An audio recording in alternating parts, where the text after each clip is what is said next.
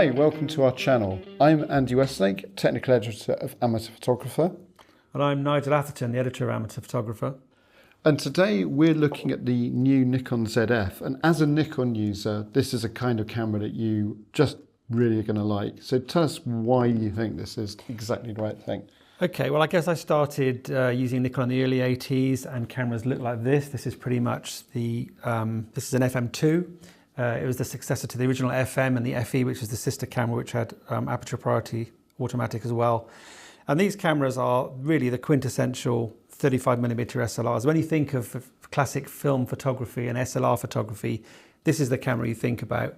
And I think it is still the most beautiful, beautiful SLR camera to be made. I think the only camera which could potentially challenge that title is the Olympus OM1, OM2 series for that iconic 35mm SLR. It's a camera which looks good, it feels good, and it's obviously been hugely popular over the years. But I think over the years, Nikon has moved away from that. And while they've made great cameras, they haven't had that same charisma and charm that this camera has had. Yeah, so the 35mm cameras had a very classic shooting experience, and Nikon have tried to do something retro before, not necessarily always perfectly successfully. So let's have a look at their first attempt at doing that. Well, the DF was the first attempt. This was 10 years ago, actually. They brought out the DF, which was vaguely based on the D4. It had the same 16 megapixel sensor. To me, the DF is what the FM2 would feel like in the hands of a 5-year-old child. It's just an enormously inflated version, much bigger version. It was a good camera. It's a very popular camera, but I don't know what you feel about it. You reviewed it at the time. It's just a bit big and lumpy and ugly, to be honest. It's what happens when you try and put all these extra dials on top of an existing 35mm autofocus SLR. It just wasn't that successful as a concept. And it felt like shooting with an ordinary 35mm SLR, with DSLR. Yeah, I don't think it's ugly, but I do agree that it didn't quite live up to what people were hoping for. When they heard they were going to get a digital version of the FM2, it didn't quite hit the spot. And now Nikon, of course, have gone to mirrorless and switched to a new body design. So the Z6, the Z7, we liked a lot as cameras, but they don't feel exactly the same sort of thing. So let's have a look at the Z6 and talk through how that one works. This is the original Z6, which of course has been succeeded by the Z6 II, and which is kind of the basis for the ZF. And although it's a fantastic camera, I can't knock it as a camera, you're not going to love it for its looks or its charisma. It hasn't got a lot of charm to it, certainly in comparison with something like this. I do think it's practical, it's functional, but it isn't beautiful. Yeah, exactly. It's lovely to use, but it's not a looker. No. And of course, Nikon a couple of years ago decided to come up with a new version, a new look, and here we have the ZFC that the ZF is based on. So that was a nice idea, but not quite there. It was it is a nice idea. It actually, in terms of size and design, is very, very close to the FM2. It looks very, very similar. It's about the right size, and it feels. Well, I say it looks similar. I think when you pick it up, that's where you realise the similarity ends. It feels a bit like a film set where it sort of has the illusion of being an FM2, but when you pick it up, you realise it isn't. It's not quite the same quality. And of course, this is a DX format camera. It's APS-C. And I think the thing that most upset me about it when I was using it is the just lack of lenses for it. You've only got a few DX zooms. It just, the whole feel of using that classic manual focus experience isn't really there. No, I think the lack of lens support is probably the biggest Achilles heel for it. It was not a bad camera, I think it could have been done, could have been more robust.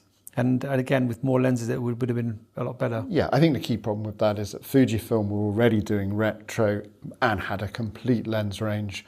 So if you wanted to buy a DX format, an APS-C format, retro styled camera, just go and buy a Fujifilm rather than the ZFC. But now we've got the ZF. Yes, I think it feels like third time lucky. So it is slightly bigger. It's obviously bigger than the ZFC and therefore slightly bigger than the FM2. but it does have the build quality. It has like brass, magnesium alloy body, brass dials and so forth. It does still look and feel very much like the original camera. And of course you've got the full Z mount, you've got the full range of lenses that you can attach with it. Although it has to be said, they don't have aperture rings, so there's still that angle. Yeah, that's the only flaw with the idea that to set the aperture on this camera, because the lenses are all electronic, you have to use the dial on the front of the camera. Or with a lot of Nikon lenses, you can use a dial around the lens. None of those are clicked, so it's not exactly the same shooting experience. But overall, you've just got this beautiful weighty body. You've got clicky dials. It's just nice, isn't it? It is nice. It is nice. And I have to say, even though I do love these, the FM2, I love that camera. I still use it. I've had it for years. When you put it next to the sort of modern, more traditional mirrorless Z6 style, you can see that this actually is a more practical camera. You've got a bigger hand grip. The actual dial inputs are actually more practical than having a shutter speed dial on the top. So it is purely a nostalgia thing and a look thing. But then, so what? There's nothing wrong with that. I think if you're a photographer and you want a camera that you are going to be inspired to pick up and take out and enjoy using, there's nothing wrong with having something that has those dials on, because maybe they're not as quick if you're trying to do sports and action, but they are lovely to actually feeling like you're engaging with the process of shooting. It's a camera that makes you want to pick it up and use it and play with the dials and stuff, which I think these cameras don't. So from a point of view of the joy and the sort of the feel, and I think the interesting thing is that someone my age who grew up with these cameras, this is nostalgia, but there's a whole generation of people who don't remember these cameras, but they just look cool, they just look and feel cool. And I think there's a sort of a vibe you get when you're using these cameras you just don't get with most modern cameras. Exactly, and you obviously have got cameras that are a bit like this in DX format in APS-C, but you do not have a full frame camera like this. This is the first one, and it just brings something new to the market that just hasn't been there before. I think also as well, it isn't just a superficially similar camera. There's a lot of really good features in there that make it actually really quite useful. Yeah, lots of nice new technology. You've got subject detection autofocus in here because you've got the very latest processor. You've got in-body image stabilization, which you didn't have in the ZF-C.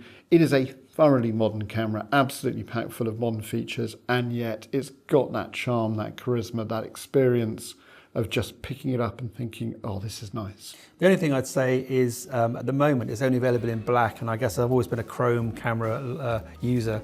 I like the chrome ones. So it'd be nice to see a chrome version at some point. Maybe if there's enough demand, that will happen.